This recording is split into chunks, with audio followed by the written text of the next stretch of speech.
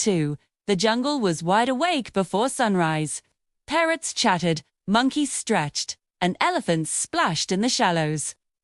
It was the day of the Great River Race, the most exciting event of the year. From the smallest squirrel to the tallest giraffe, everyone gathered along the riverbank to watch. Among the eager contestants stood Rafa, a young rhinoceros with a round belly and short legs. Rafa loved food more than running, naps more than exercise, and watching clouds more than swimming. Still, when he heard about the race, he decided he had to join. Not because he wanted to win, but because the winner got a whole basket of sweet jungle mangoes. The river sparkled in the sunlight, twisting through tall trees and blooming lilies. A kind of creature joined crocodiles, otters, hippos, and even a couple of daring monkeys on makeshift rafts. Rafa looked around and began to wonder if he'd made a mistake.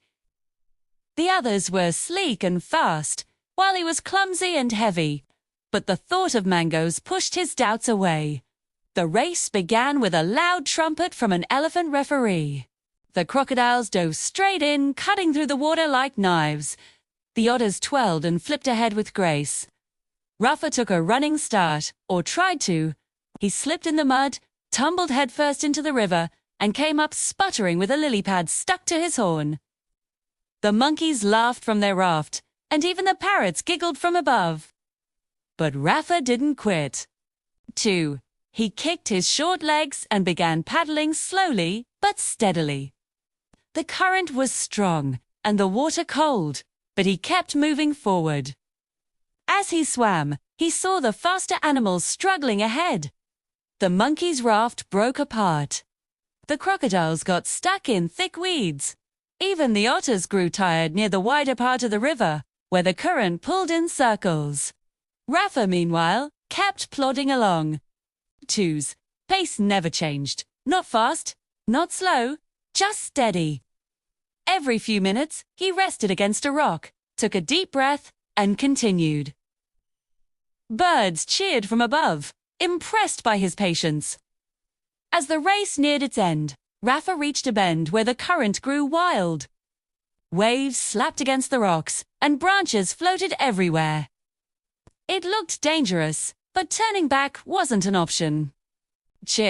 Rafa lowered his head and pushed through, one wave at a time. His heavy body kept him steady where others might have been tossed aside. By the time the other animals caught up, the finish line was already in sight. And to everyone's surprise, Rafa was the first to touch the shore. The forest erupted in cheers.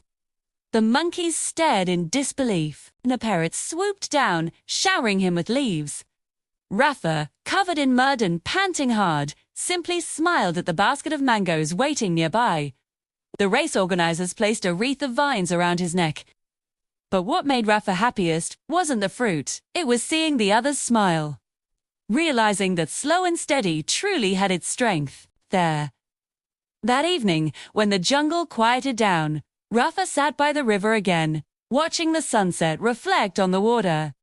He shared his mangoes with everyone, even the monkeys who had laughed at him earlier.